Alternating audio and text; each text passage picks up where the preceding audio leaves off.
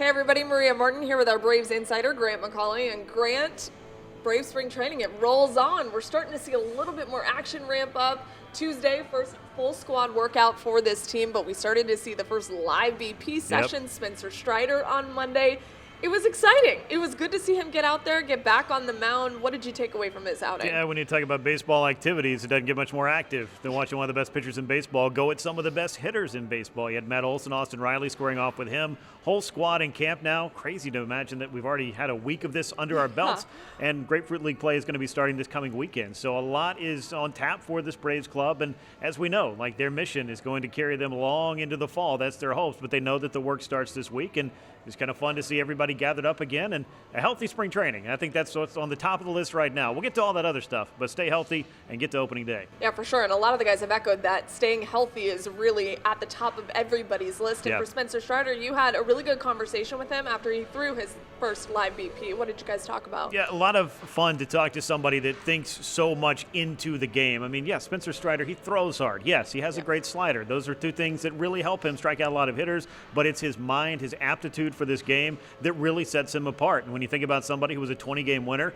the Major League strikeout leader, set a record for this Braves club, to think that there's another level, another gear, perhaps something that he can improve upon, make himself even better, that's all part of the spring training for Spencer Strider, who is one of the most driven individuals you'll find on this club. As cerebral as it gets from somebody on the mound, for sure. When you talk about health, one guy comes to mind, well, a lot do, but one of the guys that stands out would be Ozzie Albies. And he had a breakout year last year, but he has battled some things here and there over the last couple seasons. What do you expect out of Ozzie this year? And not just a breakout for him, but a reestablishing of really what and who he was prior to missing so much of 2022. And we brought up Spencer Strider and just how much of the the driven nature of his mentality really seems to be part of this Braves overall culture.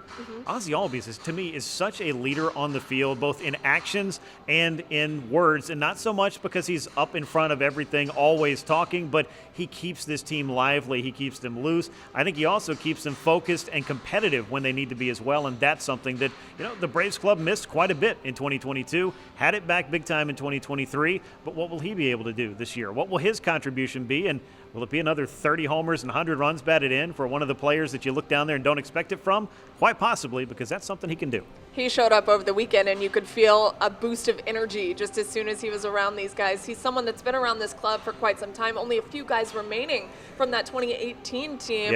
What do you view his leadership role as, Ozzie? I think it's one of the things that you always look for. Who are the leaders on the club? People always ask about it, but I think this club is more than just one leader, whether it's Travis d'Arnaud or Austin Riley or even Ozzie Albies and some of the guys that have been around for a while. You got some veteran pitchers who also carry that mantle that may not feel old. Like Max Fried said the other day, I don't necessarily feel like I'm in my 30s, but I guess I am a veteran at this point. But he's sitting between Chris Sale and Charlie Morton, so it might feel a little bit different for him.